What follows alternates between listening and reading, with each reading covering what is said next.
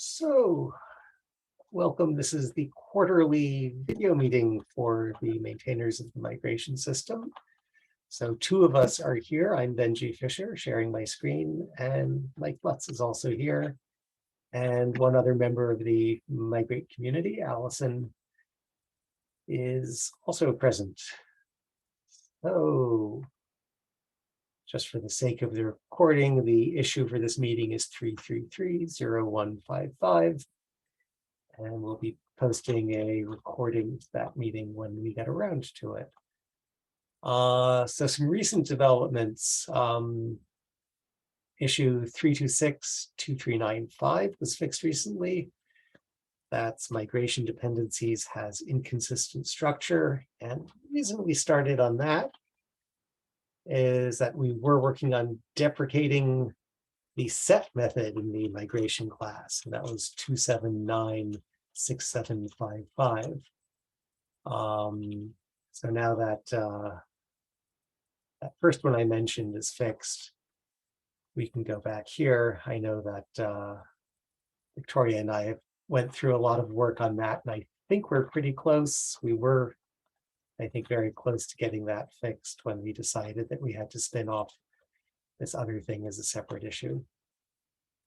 Another sort of similar situation is that we were also doing a lot of work on 3063856 to show the migration messages in the admin UI. And again, we got really close, and then we ran into this bug. We noticed that if you shut down the database connection that you used for your migration, then you'd get a white screen of death. So we opened this follow-up issue, which I gave this incredibly long title to SQL migrations cannot be instantiated if database is not available and no migrate Drupal modules are enabled. And that's 3312733. But that one, I finally figured out how to get an automated test for it, which was the hard part. And I think if someone's willing to have a look at that and fix I gave, this is one, Mike, that we talked about over several of our weekly meetings. Right. The fix is actually pretty simple. It's just to catch and rethrow an exception in the appropriate place. And sort of the hard part is, besides testing, deciding what the implications of that catch and rethrow are. But yeah, I think if we can wrap this one up, we can get back to the showing the messages in the user interface, which would be great. Yeah, I haven't taken a look at your latest patch on that one, but I'll add it to my list. Thank you.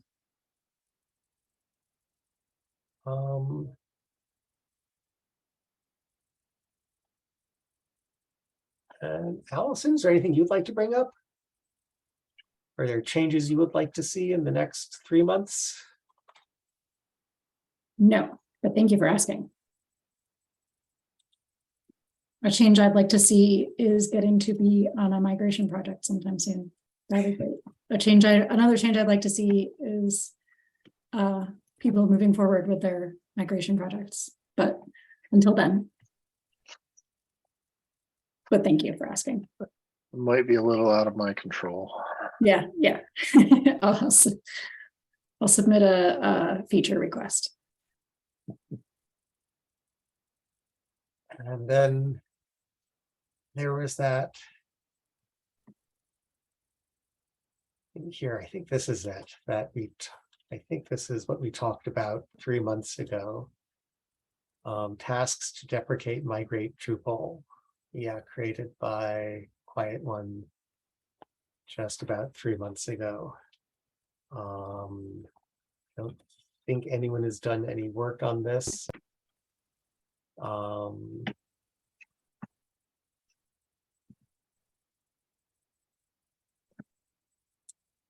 No, I mean, I think we need to we need to start making issues to start moving stuff into migrate Drupal from the rest of the modules. Right, and I think this is intended as a meta issue for that. Right.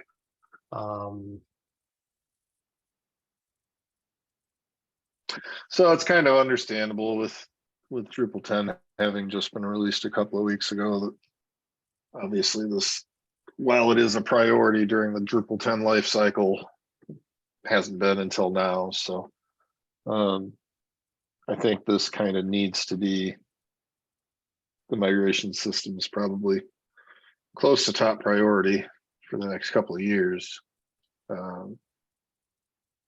Almost like it used to be with trying to get the node translations and revisions, migrations, and all of that stuff finished. So I think the big question is, how do we make it happen, given, you know, kind of the issues we talked about last time, and that it's a lot of work.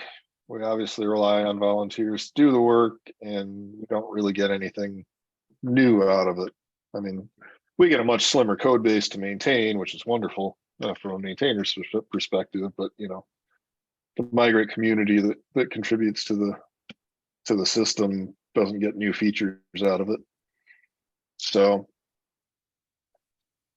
I don't have a ton of ideas, but you know, we're going to have to be cognizant of the fact that it's going to be very tricky to get people to do this.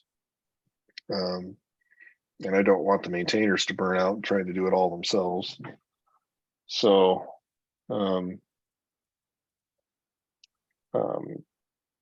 so whatever ideas we can come up with that might help motivate or keep it fun or keep it in everybody's mind, or find companies that want to sponsor the work as an open source contribution or something. And I'm not suggesting we talk it to death and solve it in this meeting, but just something to keep in mind as we do our weekly meetings going forward, to just kind of figure out how we keep this in people's minds and keep things going. And obviously step one is to create some sub issues under this meta so that we can direct people to them, because nobody can really do anything right now because no one knows what to do. So step one will definitely be the maintainers and the top people in the community coming up with the plan, documenting it, getting the issues created, and then we need to focus on how we get those issues executed with our volunteer contributors. Yeah, I think step 5, move integrations implemented by other modules to the extension.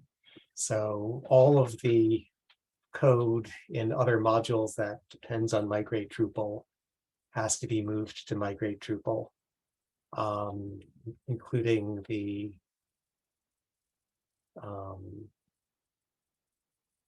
tests. Yeah, I mean, the big ticket So- items are the migrations, sources, process, plugins, and tests. And then on top of that, you know, there'll be one-off alters that are going to have to be figured out. And then the bigger one being, you know, we normally use the migration system typically relies on these migrations being in the modules that they are for, and then if the modules aren't enabled, it knows not to run them. So we're going to have to come up with some sort of alternate solution to have all of these migrations in the migrate Drupal module, but still figure out which ones to run when we're trying to, through the UI, do a site migration, because we won't be able to just count on these migration plugins not being discoverable if the module that they're intended to migrate things to is not enabled. So, so that'll be another system that we're going to have to figure out how to implement or do, or if we can use some of the manifest stuff that we've done recently, if we can leverage that, or add to it so that we can leverage something like that to pick and choose which migrations to run. The manifest stuff? What do you mean by that? That's not the My brain's off. I was afraid you were going to call me on that. 'Cause I couldn't think of what it The little was. YAML files we added saying what the status of the migration is. Yes, that one. Okay. Yeah, I have some time off next week, and I think I'd like to take a stab at starting on this just to see how much breaks when we get started on it. I mean, a lot is going to.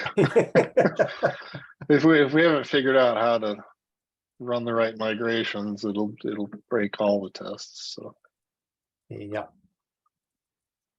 So I will give the test bot a lot of work to do.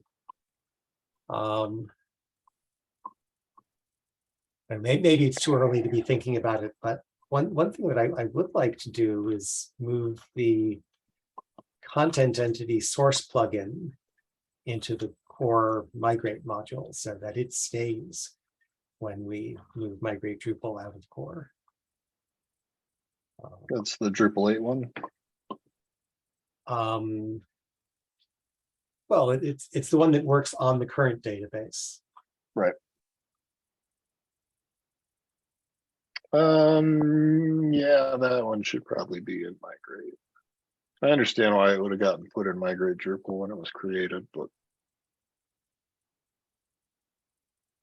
we should probably move that one out. That is probably not the first step in this process. No, but I mean, along with that, we also gotta. I mean, we got to figure out what, if anything, we are going to leave. I mean, you know, what we are going to leave. Obviously, most of the destination plugins exist in migrate. That's fine to keep in, but we should probably figure out, you know, of the process plugins that aren't currently in the migrate module, are there any that we do want to keep and move into the migrate module? The ones that live in their individual module, most of which are very specific process plugins for the core migrations. I mean, it's most of the time they're not. I mean, you know, some people use them, but usually they're not particularly useful outside of that because they're doing a very specific conversion on D7 data to D8 data. And they're probably fine to just leave and contrib in the migrate Drupal module, but I haven't gone through them all to see if there's any that aren't in the migrate module that maybe should be and should stick around or should be rebuilt in a more generic way so that they should stay in core, and then, you know, rewrite the migrations to leverage these new generic ones. Yeah, I went through this exercise a while ago. If you start with the page for the migrate API in the Drupal core docs, you look under process plugins, list of core process plugins. There are sort of the generic all-purpose ones that are in the migrate module, but then I went and I added all of the things from the other modules, which are exactly what you're talking about. And as you say, they're mostly very very specific, not reusable. Right. And if anything, you know, we run into issues with people in Slack who think they're useful and try to use them and then complain that it doesn't work in their use case. And, you know, the answer is, well, no, this isn't supposed to do that. This is made very specifically for this one migration. Because we get that a lot, that, you know, link URI doesn't handle null or something. Well, no, because the way we use it in core, it can't possibly get a null, or, you know, those types of things. I will be happy to have those moved over to a module and out of the core queue. There it is, link URI. If I've actually used that in some custom migrations. Yeah, and I'll have to look at. I haven't looked at it recently, and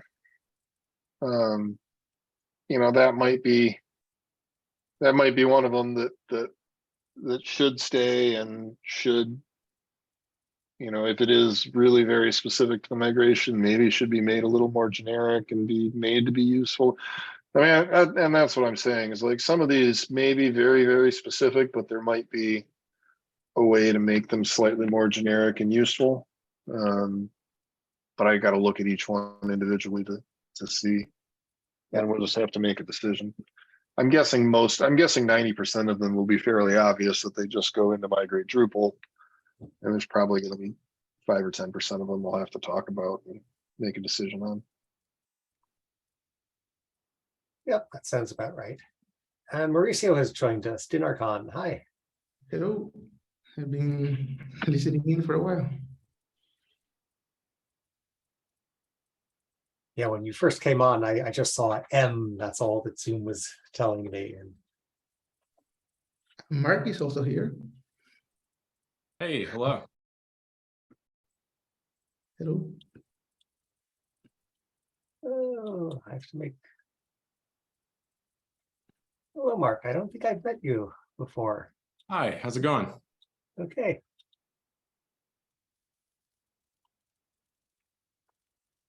So any points either of you would like to bring up?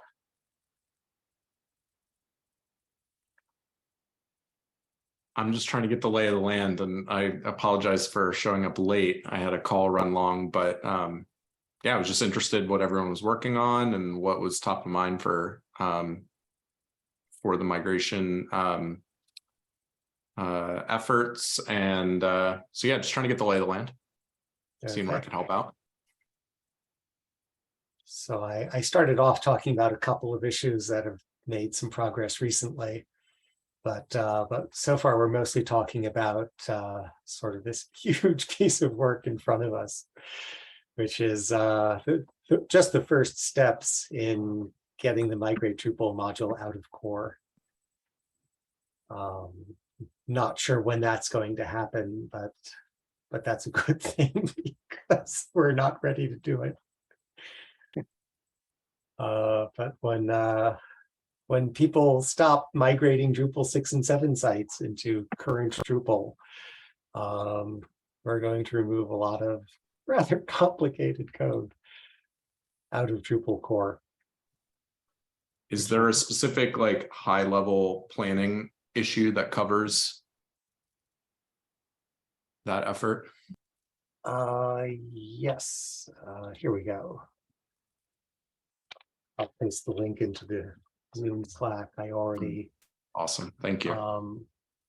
We're still in the process of organizing all the individual tests. It was, we talked about it in our quarterly meeting about 3 months ago, and the plan was to really start building out the plan after Drupal 10 came out. So that was what we were talking about today, what our plan is to make the plan.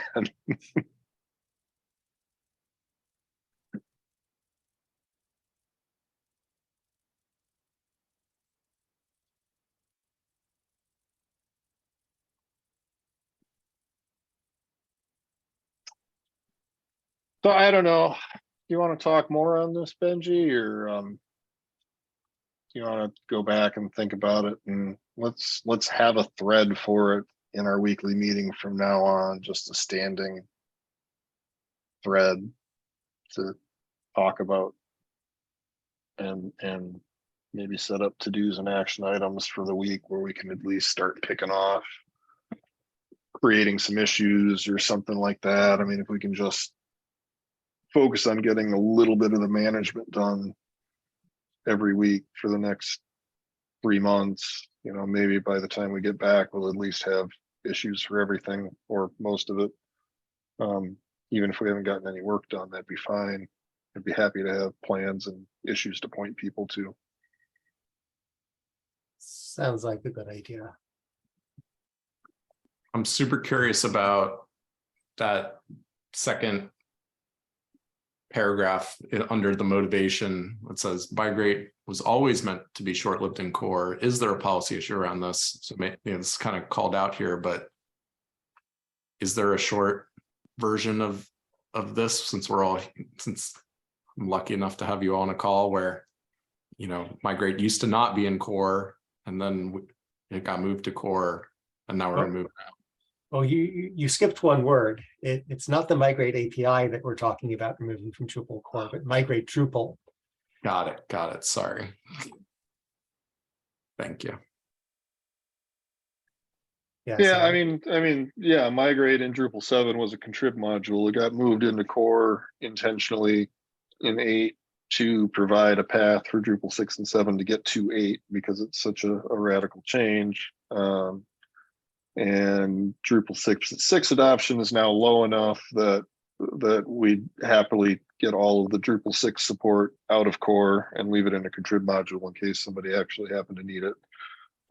But we've decided that it is far more difficult to try and move all the Drupal 6 support stuff out and then have to go again and move the Drupal 7 stuff out eventually later, because there's a lot of code reuse between the two.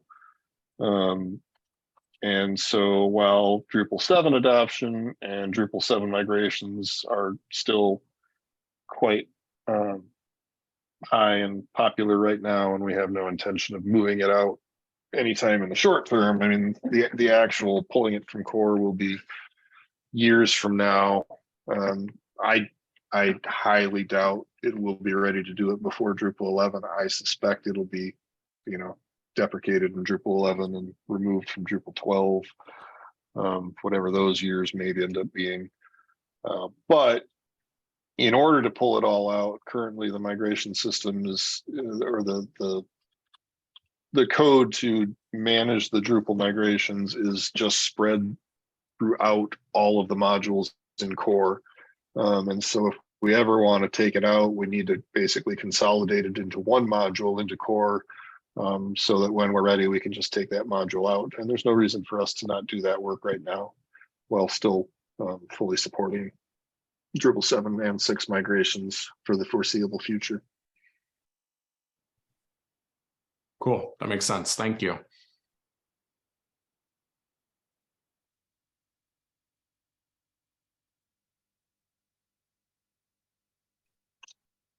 Well, I'm trying to think if I have anything else I wanted to talk about today.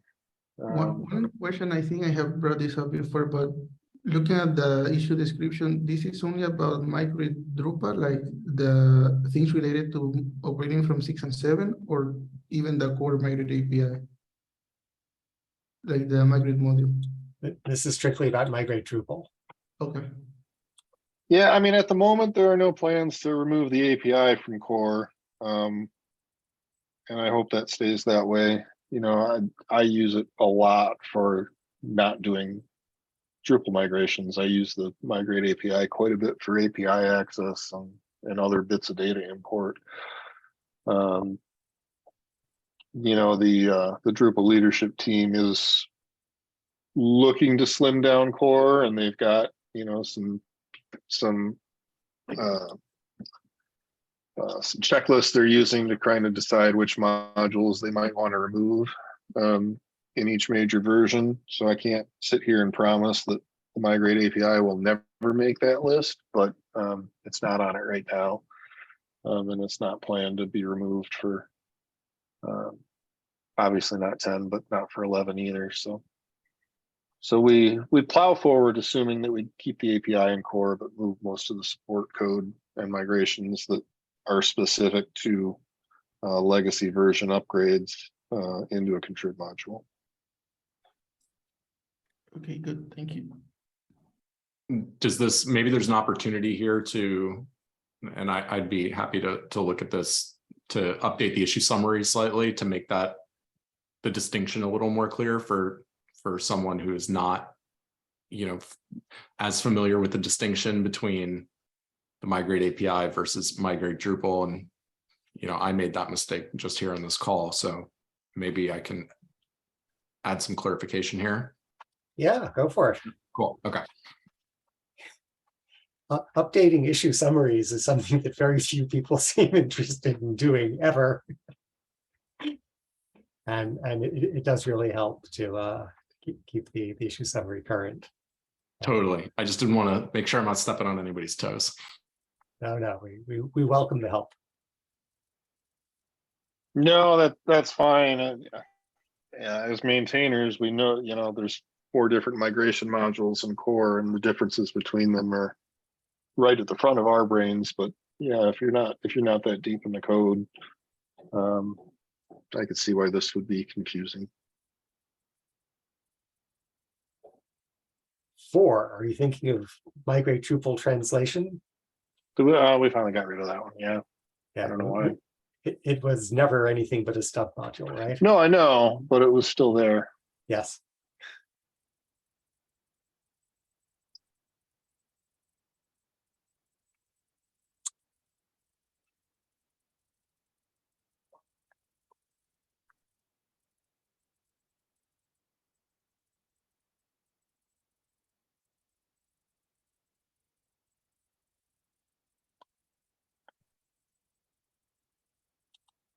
As a matter of fact, it's still there in the project that I'm working on right now because it's 9.4. So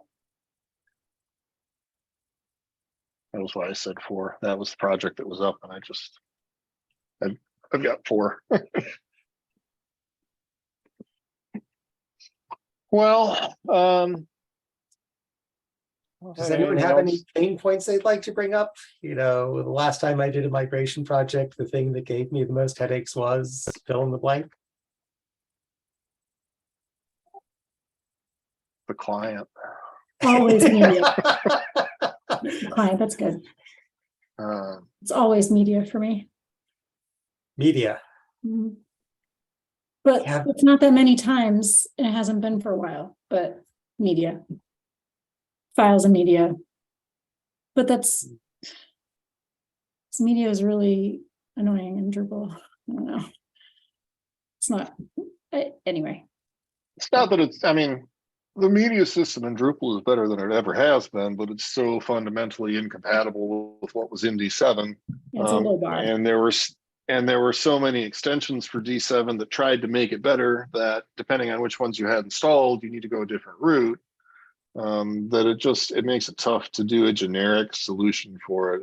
And some people have some pretty decent ones out there in Contrib that work pretty well for a generic site. I still end up writing them by hand every time, but that's again because I work in it every day. Like I can do it pretty quickly, and I have a library of code snippets I can use to, pull the stuff out of the text areas and all of that and get that updated.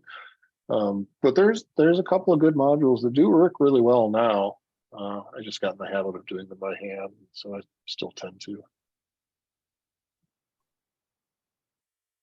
I recently worked on a project that I need to skip some fields because otherwise a lot of the migrations were going to fail.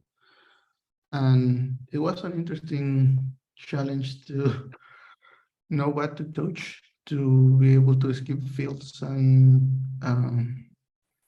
field formatters, field widgets, and all of that. So when you say skip fields, you mean the field configuration or do you mean the field? Yeah, like to give a concrete example, I don't want to migrate fields attached to a specific entity, like entity queue, or I don't want to migrate radioactivity fields in a specific type, or those fields were using some widgets or formatters that do not have a T9 equivalent. So like how to go about skipping a specific number of fields based on certain conditions, or updating the configuration so that the widget or formatter that didn't exist in that is not available in Drupal 9, I just switched to the default one, like image, for example.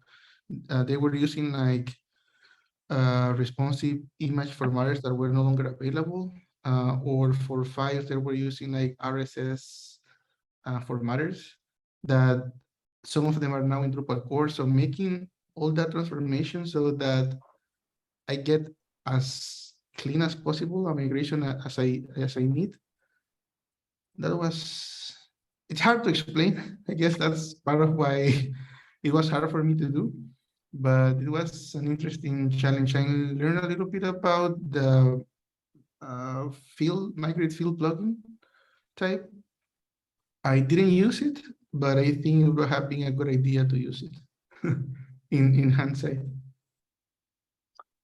Well, that's a tricky one. Because the code that migrates the actual field configurations is designed like you realize everything or nothing. Run a check, but if you don't have all the modules and formatters installed, it's not going to be happy. And for the longest time, the feeling is, if you got a simple enough site that you can use it, use it. If you need to customize your fields, then you don't run any of the config migrations. You set the fields up manually on your D9 site, and then you run the content migrations, export them, remove the few fields that you don't need, and do kind of a whole custom thing. Which tends to be the way I do most projects in my agency is, and part of the other reason why I tend to do it that way is almost anytime I'm doing an upgrade, there's a restructuring involved as well. We're combining content types, or we're separating them, or we're moving this content type into a custom entity or into a taxonomy or something. So there's almost always enough stuff changing that I just want to start fresh. So, the trick thinking about how in a generic way could you run these field migrations while opting out of certain fields, and then have them able to communicate in some way down to the later content migrations that are going to run, that they need to not run those fields. There's a lot of technical issues that make that very, very difficult, and UX issues that, because we got to provide a web UI for this, that makes that more difficult and daunting for the average person trying to hit a button on a site. So I'm open to suggestions on how we might be able to improve that, but there's definitely some tricky parts to it, and you do have to remember that the upgrade system and the migration system as a whole in core, the migrations that core provides and the stuff that core provides to upgrade a site is intended to, from scratch, do an exact copy of the D7 site, and assumes that you're not going to have any errors, and you've got equivalents of all your D7 modules and all that. And if you want to do a custom migration, if you want to pick and choose fields or do changes, then you have the migrate API that fully supports that, but you got to write your own migrations. We don't really have in core or contrib a great hybrid that automates most of it, but gives you way more control than you normally would with one-click migration. And I don't know, that it would ever make sense to build that at this point, especially for D7 with eventually D7 being going away. I'm not sure that there would be enough time or interest from contributors to get a bigger or more detailed system like that would let you kind of pick and choose. I know people want it. I've talked to people that said, hey, wouldn't it be great? And then I start thinking about how much work it would take and what would have to go into it, and how you would manage it, what the UI would look like. And it'd be a lot there for a system that has an automatic shelf life. Anything we do for migrate that's specific to migrating from Drupal 7, has an automatic shelf life on it that it's only going to be useful for so many more years. So, any suggestions on what we could do with the current system that makes things a little bit easier, or what can get done, and especially in the contrib space, to provide options for people to make things easier, we're definitely up for entertaining and seeing what we can do. But but there's some tricky technical aspects to trying to do a partial migration automatically and have that be, you know, safe and secure for everybody and error free for 99% of people that go and try to use it. Hey, Vicky. Good morning. You're muted, but good morning.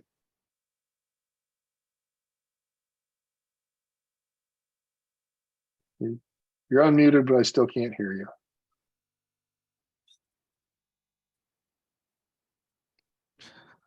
Well, I can pull up a sign language website. You know, you're from New Zealand. You don't know American Sign Language.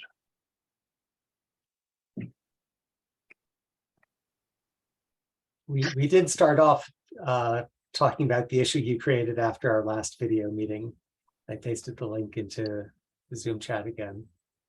And Mike and I, as the two who run the weekly meetings, have promised to make it a standing item in the agenda to discuss progress on that.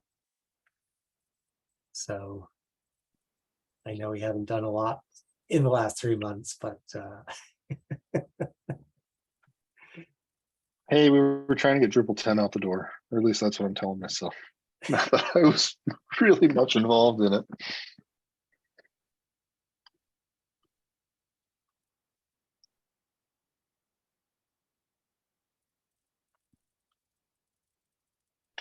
And nothing else really to discuss. I will keep topic, you know, there's still a few issues out there that I would love to tackle. The migration lookup plugin rewrite. I'm just going to mention them. There's a couple issues out there to get rid of the migrate skip row and migrate skip process exceptions that we use for signaling and replace those with an actual signaling system. I haven't touched any of them in probably 6 months, but there's still the issues I'd love to see worked on. I'm sure there's more that I can't think of off the top of my head.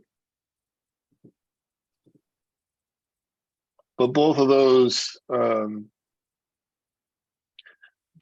are disruptive enough to custom code and custom migrations that I did not want to do them late in the D9 cycle. We didn't want to in D9.4 deprecate the migrate skip row exception and deprecate the migration lookup plugin and give them replacements. And then all of a sudden for D10, you had to update everything right away. The ideal thing for those two, because they're deprecating something that's pretty widely used, would be to get those in now at the early stages of Drupal 10 so that people have several years to get used to the notifications that those are deprecated, and they can change their code to the new systems before we remove them in Drupal 11 in like 2026 or whatever year that is supposed to come out. So no. Drupal Later? 11 is earlier. Drupal 11 is probably going to come out sometime next year. Oh, really? The release managers aren't willing to talk beyond Drupal 11, but many people are suggesting that we stay in sync with the Symfony release cycle, which is every 2 years. And I think that people looked at the amount of work we did to go from Symfony 4 in Drupal 9 to Symfony 6 in Drupal 10 and said, we never want to do that again. Well, so you think they're looking at releasing Drupal 11, but the end of life on Drupal 10 is still going to be tied with the end of life of Drupal 6 or Symfony 6, which will be 2026. So yeah, you're right. 11 would have to probably come out before that, whatever that is. And you said next year, and when you say next year, you mean 2024, which is the other piece of that threw me. Yes, I have moved into 2023 fully. I am not stuck in You're 2022. committed to 2023 already. So that's good. All right. I'm with you. Yeah, I'm with you. I can see 11 coming out next year. That makes sense. That wouldn't be crazy. I don't know. I haven't talked to any of the release managers recently on it. I know I mean, I agree with you. I knew that going from 4 to 6 was going to be all but impossible. I'm impressed that we did it. But if they try to then go for a 4-year release cycle and try to move again from 6 to 8 or, you know, whatever, I know that'll be tricky, but I kind of figured the release managers would have to go through this once to figure that out. And we're still, you know, waiting to see what the fallout from people upgrading from 9 to 10 is yet. I haven't even done any of my 9 sites yet. Everything's still on 9.4, 9.5. So still have to see what that ends up looking like.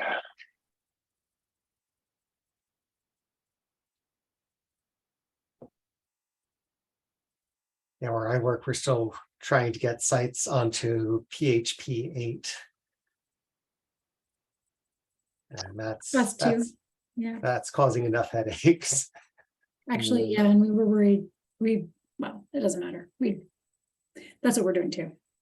We had an issue with WordPress for a while too. We do both Drupal and WordPress. I don't work on WordPress, but a lot of our support team has been worrying about that. There's this campus press distribution-y type thing that, anyway, lots of PHP work being done by people other than me, which I feel really, really lucky about. Is WordPress compatible with PHP 8.1 yet? And 5.2. Don't know. But all of our non-campus press sites are on Pantheon, so that's another like compatibility thing. That I'm not saying that that's not compatible. That's always the other thing. Like, is Pantheon ready for whatever the version is we're talking about? Pantheon supports 8.1. Okay, there you go. I don't do the support side. I only work on new builds, so I'm starting projects, and the one I started last August was 9.4 on 8.1 on PHP 8.1. So it was nice the first time I've gotten to start a project on 8.1 because Pantheon finally fully supported it. Nice. So I'm very much enjoying some of the new syntax. Although I gotta kill some of the coder sniffer stuff from some of the old code sniffs that we use that isn't quite PHP 8.1 ready, but I think I got most of that now. So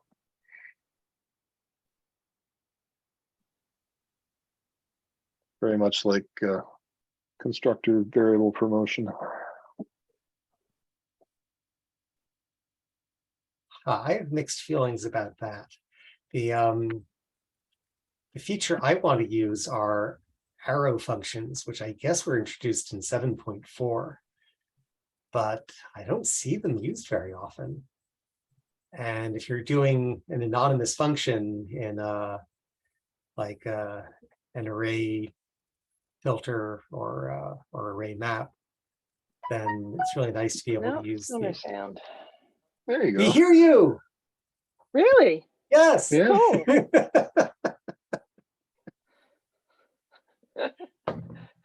I made it for the last 13 minutes. I was going to say, I'm glad you're here. All right, that wraps up the quarterly meeting. Touche. I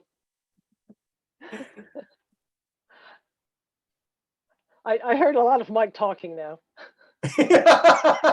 about the horror of fields.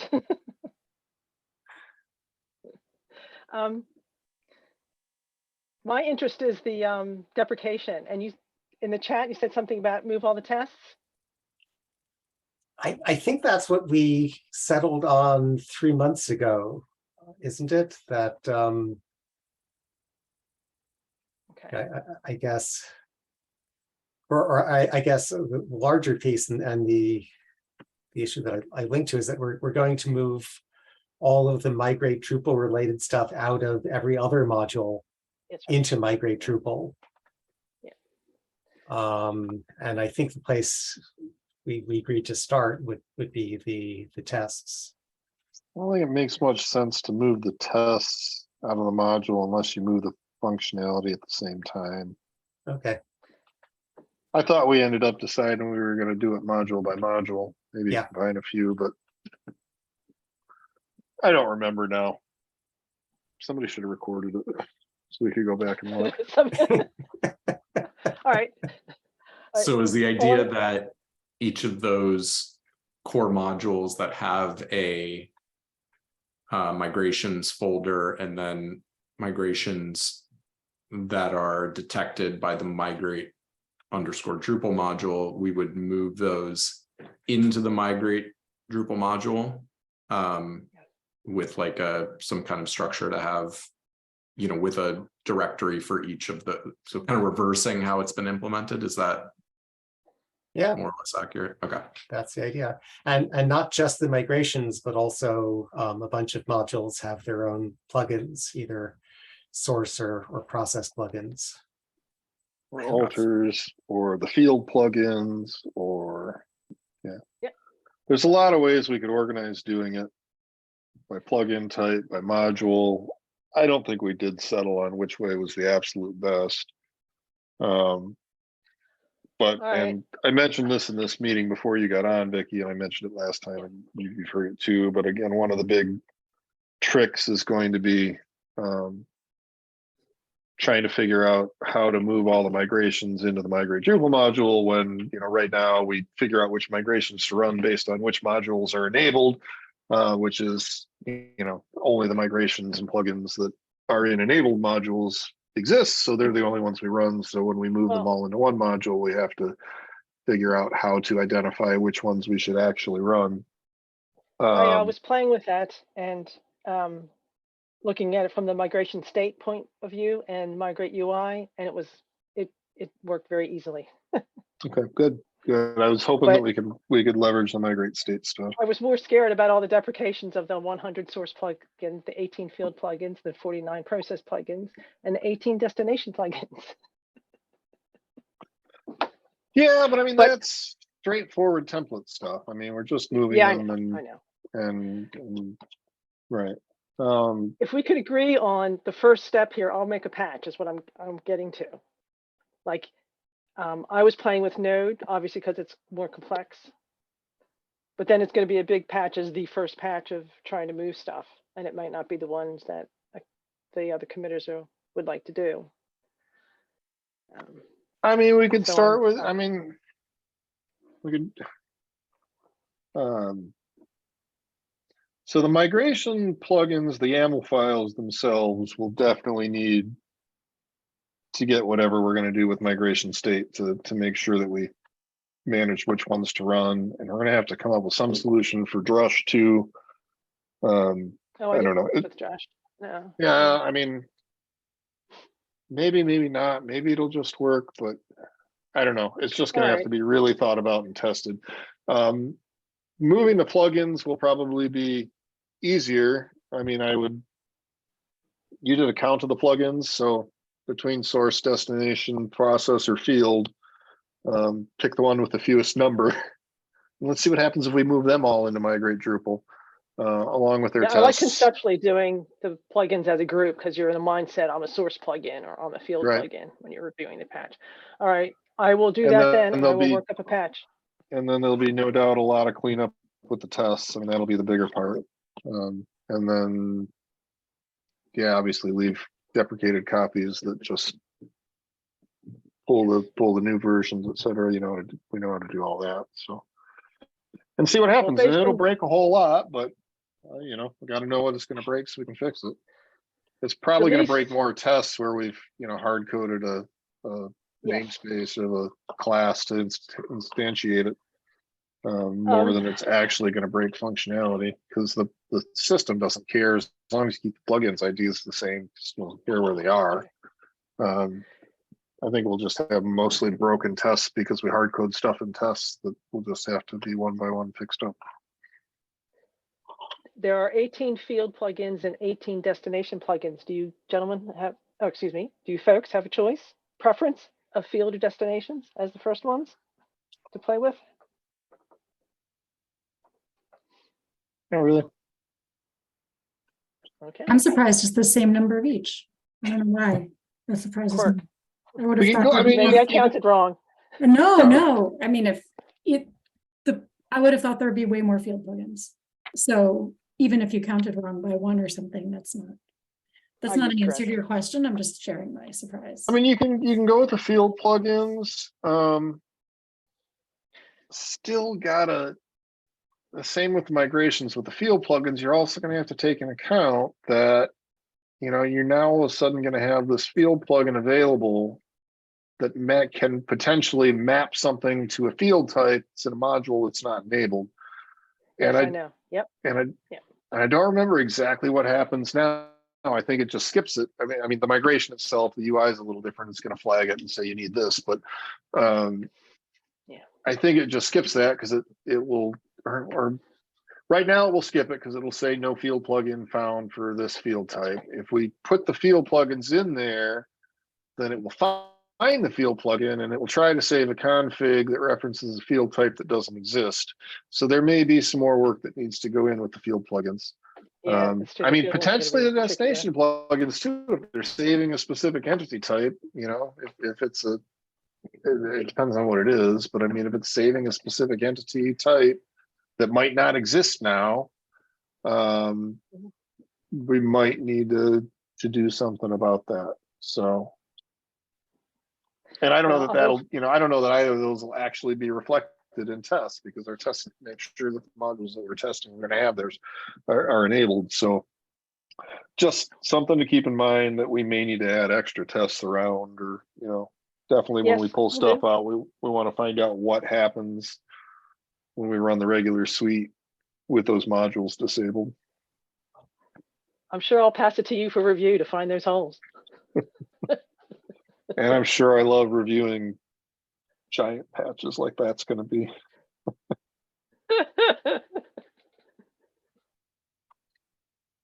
All right. Got to start somewhere though, That's right. It's a lot of work, actually. It is. And one of the things we were talking about before, you got on was that, over the next few weekly meetings, like even before everybody's like, I want to try and move some stuff and see what happens. And like, I'd like to see us get all the issues created to move all the things, so that when people ask, what can I do? I can point them to an actual issue. So we're going to try at the meetings for the next few weeks to set up an action item for me, Benji, you, whoever's there, but try and at least get a few issues created every week for the next few weeks so that we can start filling out that meta, and start, at least having something to look at and a place to point people to and all of that. So instead of just this whole thing being a concept in our heads that we know we got to get done in a short period of time. Yeah.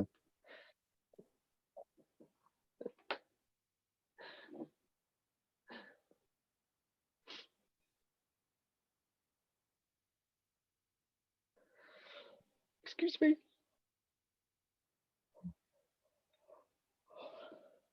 I'm sorry I missed our catch up, guys. It's fine. Recorded portion. You got me yawning too. I'm on the other side of that though. Yeah. Was it just after breakfast for you? It's nearly 11 a.m. Oh, I've been up since That's not 6. bad. late morning. I've been up a while. Well, that's about our time. If anybody has anything else. Oh, thanks all for coming. I will try to get the recording up within a few days by the end of the weekend. Thank you. Thank you very much for hosting. And We'll add the next quarterly one into the schedule. In theory, it will, if I could find a web browser that's not incognito. There's a lot of issues in the need queue that I can't review, guys, because I did the patches. Hint, hint. Well, you know me, once or twice a year, I just go through and review them all. I just got to figure out when that day is going to be. Tomorrow. It's really easy. You wake up, do your morning routine, and you hear my voice in your head saying, oh, Vicky said it's tomorrow, and that's today, so it's time to review. Well, no, I wake up and I'm like, there's no reason for me to do this now. Vicky's sleeping. April 13th is what I see as our next video conference. And Yeah, you guys won't be that's- too busy doing your taxes? No, let's What a file an fun extension and do them in October. I'm putting it in my calendar again as 4 PM to 6 PM Eastern time, because there's no way I'm gonna trust whatever 4 or 5 PM Eastern it is. I'm gonna be asking again. It'd be 5. If you subscribe to the core calendar, I put these in the core calendar. Yeah, I used to, it was just a lot. But Yeah, the core calendar. We will be, but we will this have a worked out time, fine for me, so it's fine. we will have a time change by then. It will be 5 PM Eastern time on April 13th, Eastern Standard Time in the US. Yeah, I have this is funny, in my calendar, it says 2100 Z. I'm not sure if it's 4 or 5 PM. That's what I put in. Well, Anyway. because it's always, because it's always 2100 Yep. Zulu, Yep. all year long. It's just, whether that's 4 or 5 PM Eastern changes. Anyway. Thank you. All right, all. Until next time, we'll see you in Slack. Okay, Bye. take care. Talk to you, Tiano. Bye all. Bye, everyone. Bye.